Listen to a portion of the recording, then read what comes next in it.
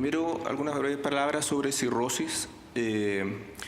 Como saben bien, es una enfermedad crónica progresiva caracterizada por una fibrosis hepática, una hipertensión portal y una insuficiencia hepática. Su historia natural ya es bastante conocida, ¿no es cierto?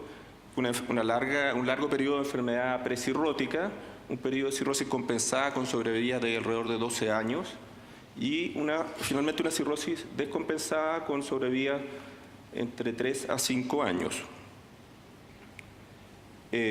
La aparición de la cirrosis descompensada, por definición, es cuando aparece una descompensación aguda, y habitualmente, como dijo el doctor Arancilla, la ascitis, lo más frecuente, hemorragia varicial o encefalopatía hepática. Este periodo es de menor evolución, como decía, 2 años aproximadamente, la sobrevida es pobre y el paciente que ya era sintomático se hace sintomático. Otro concepto de los últimos años es que la cirrosis es una entidad no tan es más dinámica de lo que se pensaba, incluso con tratamiento adecuado del agente etiológico, por ejemplo, tratamiento de la causa del virus C, virus B, autoinmunidad o alcohol. Se ha visto que podemos de una cirrosis descompensada pasar a una cirrosis compensada e incluso a estadios precirróticos, cosa que antes se pensaba que no sucedía así. Otra cosa que se ha en el último tiempo ido observando son nuevos conceptos acerca de la patogenia, tales como la disbiosis, cambios cualitativos y cuantitativos en la flora intestinal que influyen en la difusión de órganos junto con la inflamación. Y a la lista de órganos que tradicionalmente se conocía como que disfuncionaban en la cirrosis descompensada, se han agregado nuevos órganos como el corazón, pulmón, intestino, sistema inmune, tiroides, suprarrenal y músculo. Otro concepto es que rara vez el paciente cirrótico fallece por un agotamiento irreversible o una destrucción final del hígado, sino que generalmente estos pacientes mueren por una falla multiorgánica a partir de una descompensación aguda que ha sido precipitada por factores precipitantes. Lo más habitual es una infección bacteriana, el alcohol o viral, y además de otras, pero estas son las más frecuentes. Esto puede ocurrir en etapas compensadas, pero más frecuentemente a medida que la cirrosis se descompensa y aparecen nuevas descompensaciones. Existe ya desde hace 20 años aproximadamente que se acuñó el término de síndrome agudo sobrecrónico. Existen al momento más de 13 clasificaciones, no se ha llegado a un consenso sobre una definición. Las definiciones generalmente son de consensos regionales o de experiencias personales. Este es el estudio Canonic, el estudio más en que se han estudiado más pacientes, organizado por la Asociación Europea y este consorcio para el estudio de las enfermedades crónicas del hígado, que se inició en el año 2009 con la participación de 29 centros de 8 países y más alrededor de 1.400 pacientes. Y los objetivos del estudio fue definir el síndrome, evaluar su prevalencia e intentar determinar pronósticos en estos pacientes. La definición que surgió de este estudio se basa en 3 criterios principales. 1, presencia de una descompensación aguda de la cirrosis, presencia de falla de órganos, que puede ser hepática o extrahepáticos, y alta mortalidad a corto plazo, 28 días. En cuanto a la fisiopatología, el síndrome agudo sobrecrónico ocurre en un contexto de una inflamación intensa que generalmente, como les decía, es gatillada por algún evento precipitante. El cirrótico, en principio, es un paciente crónicamente inflamado. Se ha visto que en esto influye mucho esto que les había mencionado de la disbiosis, además de otros factores como aumento de la permeabilidad intestinal, alteración de la barrera mucosa intestinal, alteración en la unión de los enterocitos, alteración en la motilidad intestinal, alteración en la secreción de ácidos biliares, de ácidos gástricos, alteración en la célula aquífera, en fin, una serie de elementos que contribuyen a esto. Y lo que más se ha caracterizado en relación a los factores desencadenantes son las infecciones bacterianas, en que se ha visto que existe una translocación de las bacterias o de patrones moleculares asociados a patógenos que finalmente gatillan una respuesta inflamatoria, produce una tormenta de citoquinas y que llega a un daño orgánico, ya sea por hiperperfusión o por toxicidad directa de estas moléculas inflamatorias. También se ha visto que hay patrones moleculares asociados a daño celular que, por ejemplo, se pueden ver, forma parte de lo que podría ocurrir en una hepatitis alcohólica, que terminan gatillando también esta tormenta de citoquinas que lleva al daño multiorgánico.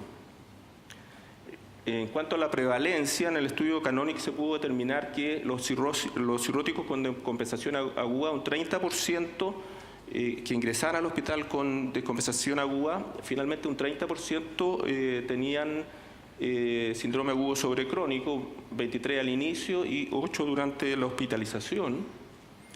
La mortalidad en los pacientes sin síndrome agudo sobrecrónico es alrededor de un 2%. Y la mortalidad promedio en los pacientes con un síndrome agudo sobrecrónico es de 33% y va siendo mayor a medida que mayor es la severidad del síndrome. ¿Cómo se determinó la falla de órganos?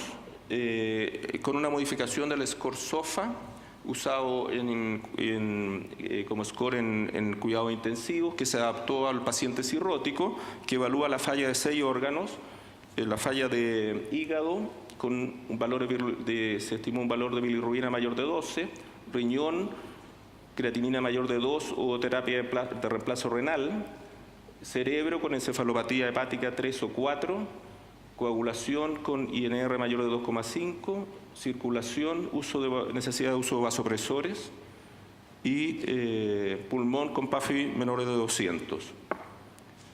La severidad depende del número de falla de órganos. Se determinaron 3 grados de severidad: grado 1 con falla renal única, o una falla no renal, pero sí con una disfunción renal que se estimó como una CREA entre 1,5 y 1,9, o como encefalopatía hepática grado 1 o 2. La falla hepática, el aguda sobrecrónica grado 2 con 2 órganos y 3 o más órganos que fallan. Acá está graficado los órganos que más fallaron: riñón, hígado y coagulación principalmente. Un poco de lo mismo acerca de las sobrevidas.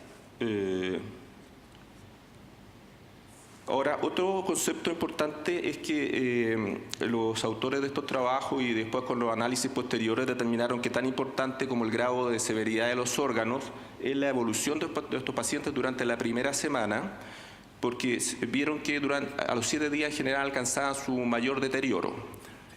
De tal forma que los pacientes con grado 1, en la primera semana la mitad aproximadamente, con las medidas tomadas, retorna a no tener una falla aguda sobrecrónica, con sobrevías con mortalidad a los 28 días de un 7%, no así los que se mantienen sin cambios o los que progresan a grado 2 a 3 con mortalidad hasta cerca del 90%.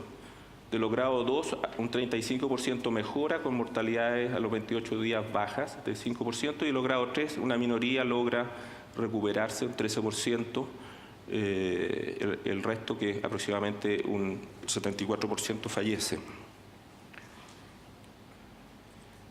La propuesta en cuanto a algoritmo de manejo es que, ingresando a un paciente con descompensación aguda, calcular si tiene o no un agudo sobrecrónico a través de la falla de órganos.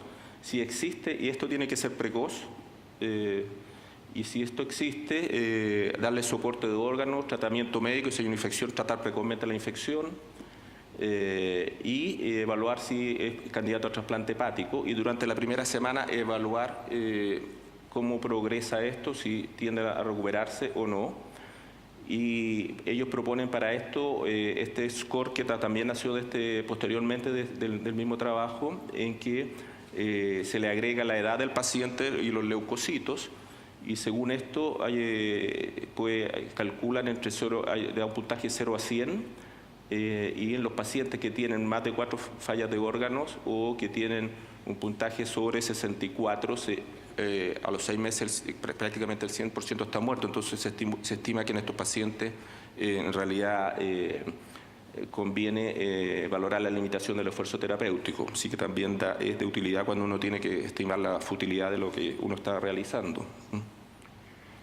En cuanto a terapia, no hay una terapia específica, hay que identificar precozmente el cuadro, identificar precozmente los factores precipitantes, tratar precozmente las infecciones, soporte de órganos, sobre todo en los pacientes grado 2 a 3, idealmente manejarlos en unidades de cuidados intensivos, trasplante hepático sería el tratamiento de elección en estos pacientes.